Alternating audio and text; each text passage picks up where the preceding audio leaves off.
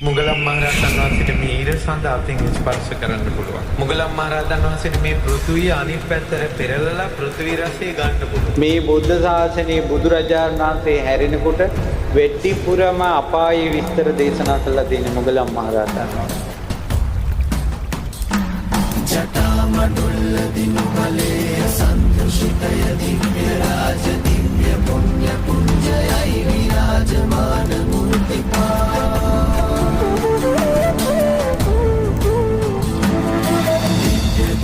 दिव्य पुष्पयो सुगंध स्वर्ण कर्ण शोभमान दिव्य स्तोत्र गायने दयामा